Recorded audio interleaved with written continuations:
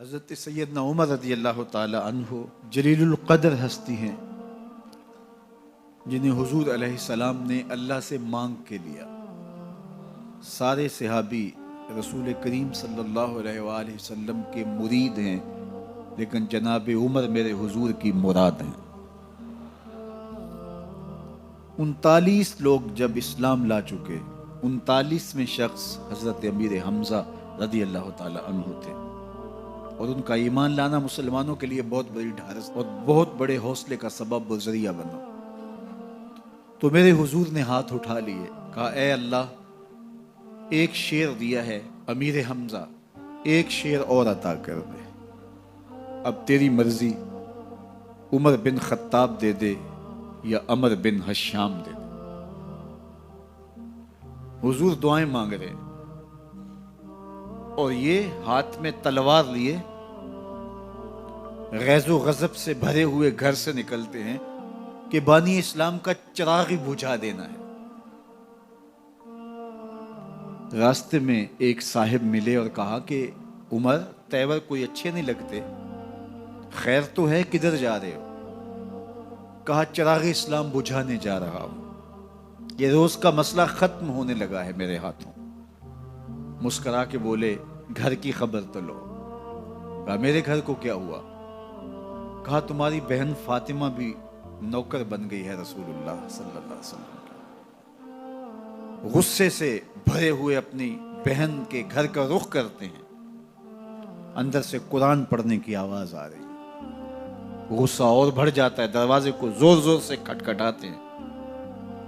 اہل خانہ سمجھ گئے ماجرا کیا ہے، گرجدار آواز ہے جناب عمر کی، دروازہ کھولو۔ جلدی سے معلم کو چھپا دیا اور بہن آگے بڑھ کے دروازہ کھولا۔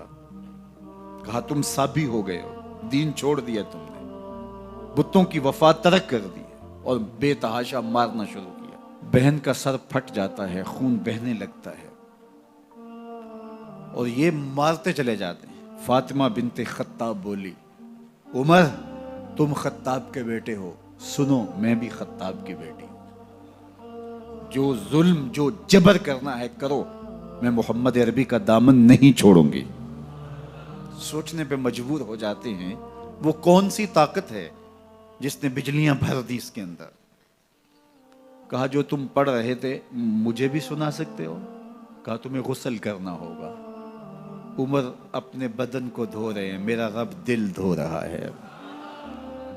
اتنے میں معلم بھی قرآن لے کر آ جاتے ہیں اور قرآن کی تلاوت ہونے لگتی ہے۔ طٰہٰ ما انزلنا علیک القرآن لتشقیٰ، 14ویں رات کے محبوب چاند، ہم نے قرآن اس لیے نازل تو نہیں کیا تھا کہ تم مشقت میں پڑ جاؤ۔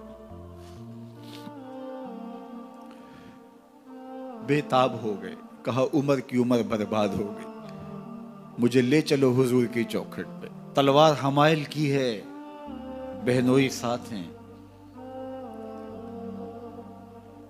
اور حضور کی بارگاہ میں حاضر ہو رہے۔ دروازے کے سوراخوں سے دیکھا تو صحابہ تشویش کا اظہار کرنے لگے کہ عمر آ رہا ہے، تلوار حمائل کی ہے، ارادے اچھے نہیں لگتے۔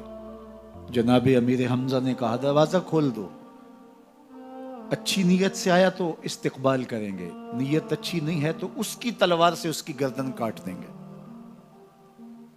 حضور کے سامنے جا کے بیٹھ گئے، گلے میں کپڑا ڈالا تو حضور نے پکڑ کے کہا عمر، ابھی وقت نہیں آیا کہ تم اسلام لے آؤ؟ یہی وقت تھا عمر کے اسلام لانے کا۔ لبوں پہ کلمہ جاری ہو گیا، اللہ اکبر کی صدا اس زور سے گونجی کہ مکے کی گلیاں گونجنے لگی۔ اسلام لانے کے بعد حضور سے پوچھتے ہیں حضور کیا ہم حق پر نہیں ہیں؟ فرمایا ہم حق پر ہیں۔ اللہ کا دین سچا نہیں ہے؟ کہا اللہ کا دین سچا ہے۔ آپ اللہ کے سچے نبی نہیں ہیں؟ فرمایا میں اللہ کا سچا نبی ہوں۔ تو کہا پھر ہم چھپ کے عبادت کیوں کریں؟ اب مسلمانوں کی 2 صفیں بنتی ہیں، ایک صف کی قیادت امیر حمزہ کرتے ہیں، دوسری صف کے آگے آگے عمر بن خطاب چلتے ہیں، اور حضور درمیان میں ہیں، اور یہ ملکوتی قافلہ صحن حرم میں آ کے اعلانیہ عبادت کرتا ہے۔ حضرت عبداللہ ابن مسعود رضی اللہ تعالیٰ عنہ فرماتے ہیں عمر کا اسلام لانا اسلام کے لیے عزت کا سبب بنا، اسلام کے وقار کی علامت بن گیا۔ ایک ایک کے دروازے پہ جا کے دروازہ کھٹکھٹا کے کہتے ہیں، وہ تو اور خبر سننے کے لیے بے چین تھے کہ یہ بانی اسلام کی زندگی کا چراغ بجھانے گیا تھا، کوئی خبر لایا ہوگا۔ وہ کہتے ہیں آؤ عمر کدھر آئے ہو؟ کہا تمہیں بتانے آیا ہوں، کمزوروں سے پنجہ آزمائی کرتے رہے ہو، آؤ میرے سے بات کرو، میں محمد عربی کا نوکر بن گیا ہوں۔ اللہ اکبر۔ میرے حضور نے فرمایا جب اچھے لوگوں کا ذکر کرو تو میرے عمر کا ذکر بھی کیا کرو۔